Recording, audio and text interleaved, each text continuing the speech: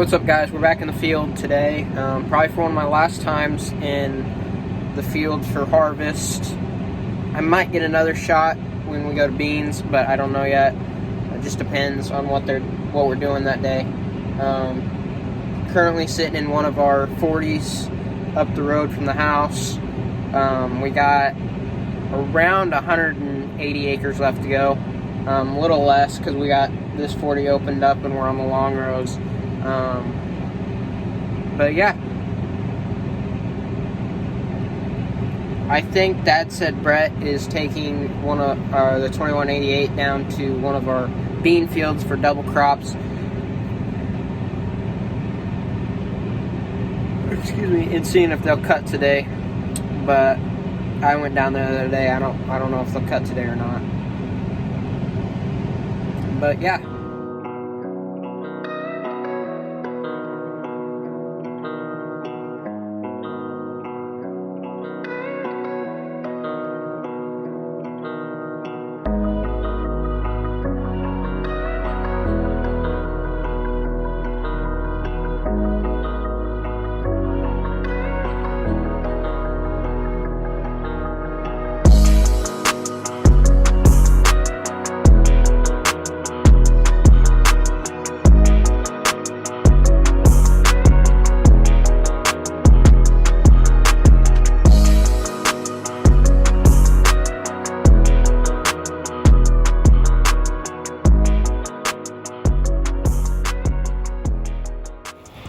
So we got whatever's left here.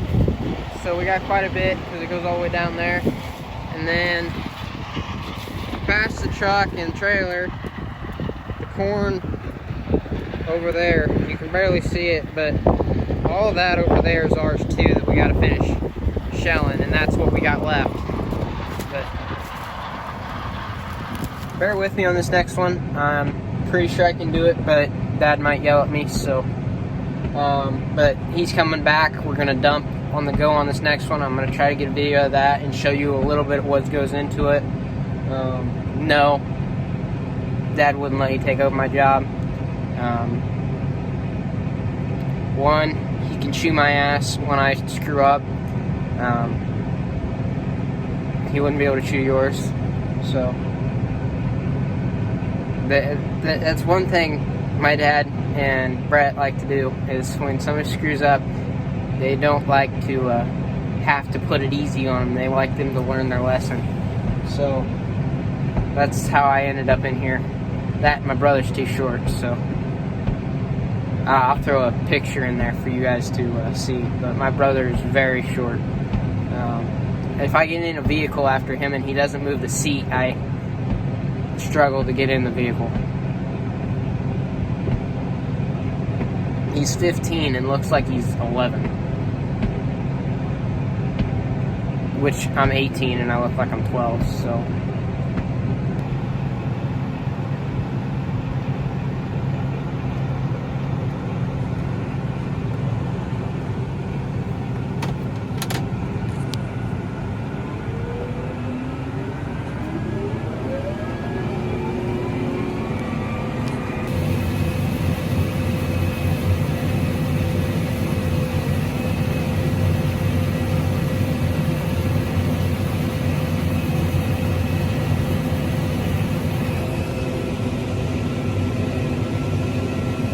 I need 55,000 to load a truck.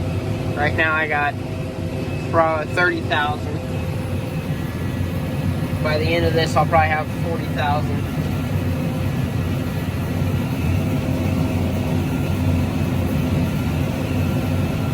I gotta make sure I can't get too close to him, otherwise I'll cut him off and we'll dump grain on the ground, and we don't want to do that. Well, I don't want to do that because I know who's going to be cleaning it up, and it ain't my dad.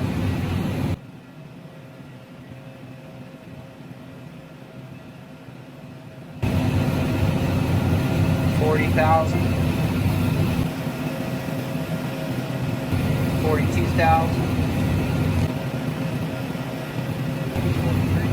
$43,000. Nope, almost.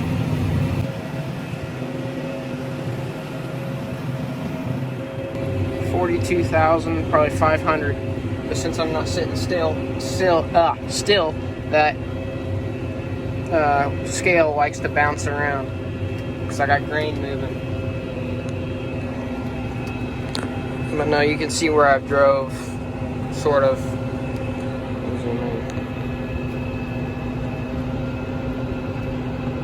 From there to there, you have this one row.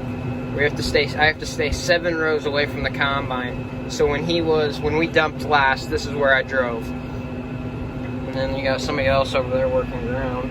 It ain't us, but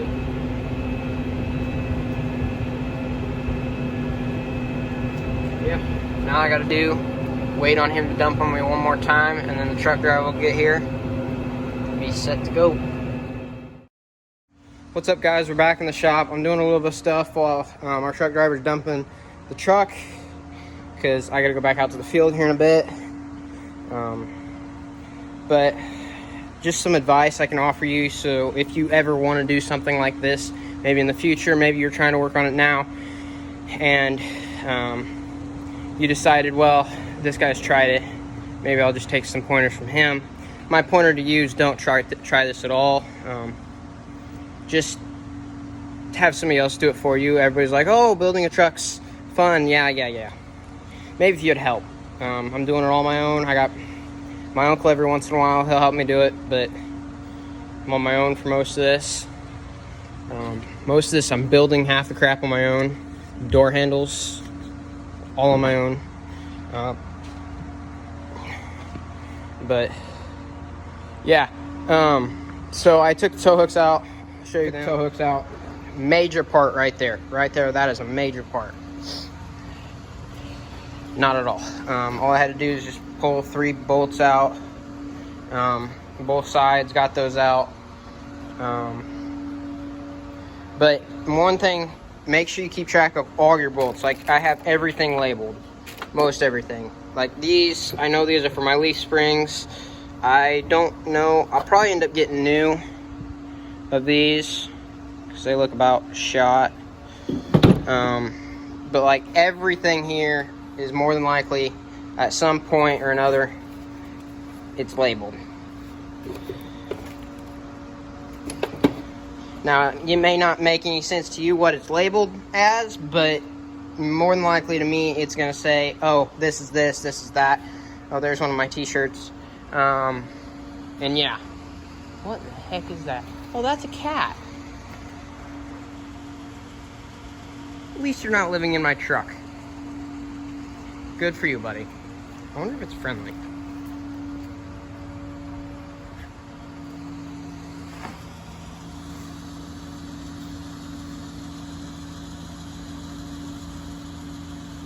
Hi. Can you look at me? Look at me. Hi.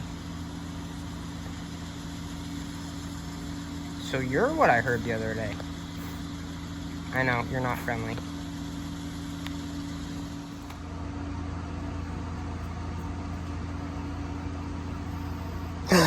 Oh, heard from the transmission guy.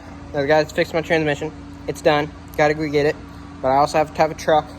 The one truck's right outside here. It's hooked to a trailer. Can't get unhooked for a while. Another truck getting hooked onto a trailer. Can't be unhooked for a while. So we'll see when I get time to go get it. But hopefully we'll get it back soon, and hopefully you did a good job on it. Kind of excited to see what it looks like, and hopefully it doesn't look terrible. Oh, and here comes my truck driver, so it's time for me to go. So I'll see you guys in the field.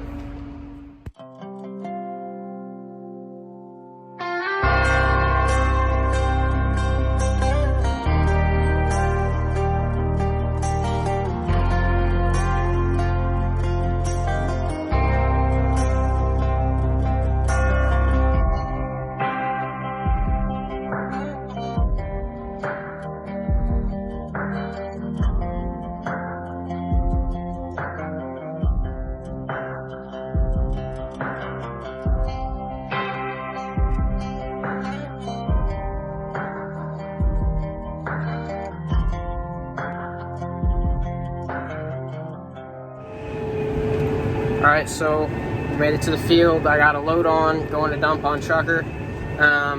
But it's kind of a sad day. I don't know, today will probably be one of my last days running this machine. Been very good to us. It was a 2019 show tractor for the year for Case. But the lease is up on it for us, so it's going to go back to there, and we'll have another one this time next year, and that I'll probably run.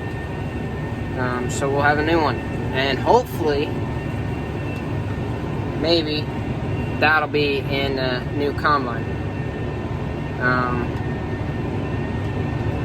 The one we have has been through a lot. It's got a new rebuilt motor in it. We just had it for a while, and so we're gonna get a new, hopefully get a new one next year. Maybe, and this is a big maybe, a new grain cart. We've had this one for like 10 years. It's been rebuilt like 3 times, but old, reliable. She still holds, so we'll see. We'll see what deals happen, but we're under 100 and, we have less than 130 acres of corn left to go, and we're done for this year. So it's sad because I love running around the field with Dad, but gotta get the crops out. It's gotta end sometime. And then I just got done dumping on truck driver. He's headed home. But a few things that happened yesterday that I didn't get on camera, unfortunately. We had 2 breakdowns yesterday, well, 3. But one of them I was not at. Brett broke another sickle on the 2188. The bolt came loose in the gearbox again, and so he had to put the used sickle back in it, which is what it is. But he's cutting double crop beans over there, over yonder. The upper side of Canada. We're down here in lower Canada trying to finish the corn, but Dad broke one of the feeder chains on the corn head, and we ended up having one at home. They just didn't have the brushes on it, which I might have a picture somewhere. I can find one somewhere, and I'll show you guys what I mean by brushes. But we went home, fixed that, got going again. It started to get late on us, which usually we can run till midnight, 1 a.m., just depends on what we're doing. But if we're in corn, we can run all night long. But last night, Dad's batteries weren't charging up, which on these tractors and everything, they have all the settings in the columns and everything telling us what our batteries are at, what our fuel's at, and Dad could tell something wasn't right, that his alternators weren't charging the batteries. So Brett came over, figured it out. The bracket that holds the alternator in place, one of the alternators in place, broke. So when that broke, it broke all the bolts in the alternator. So basically we were done for the night. And they went and got it this morning, and now we're back up and going right now. It's almost 2 o'clock on a Sunday. Saturday was yesterday. But fun times. And I gotta watch out for all these washouts. That's a tongue twister. As we go around this 30-acre field, we did 12 acres last night, 30 acres today, and then we're hopefully going to get to opening up the big field and another small patch, hopefully today, and hopefully finish up tomorrow. I gotta love the life of waiting. You wouldn't know what it's like when you have 2 full-time truckers, but you know, when Dad sends one to preload for tomorrow, for Monday, you're kind of stuck on your own. And I'm walking on corn because we're waiting on the truck.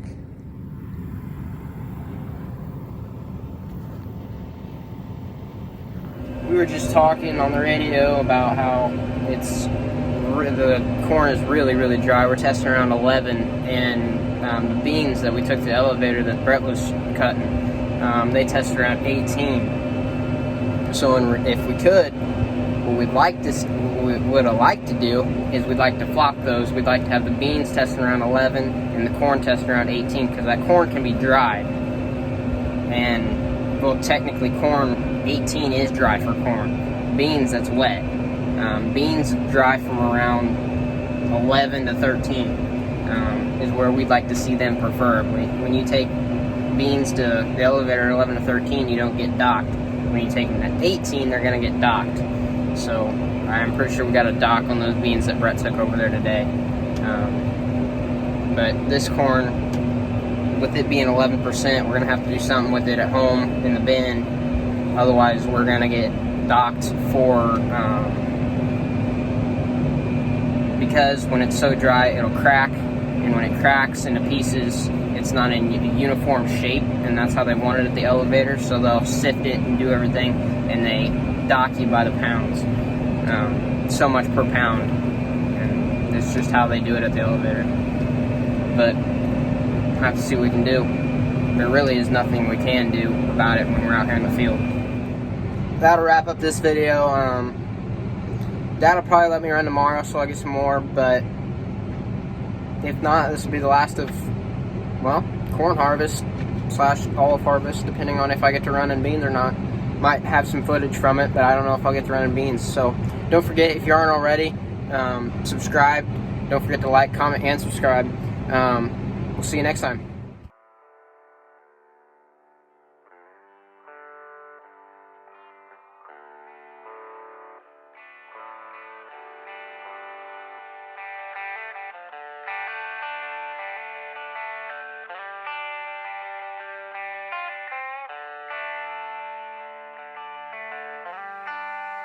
Trill it on.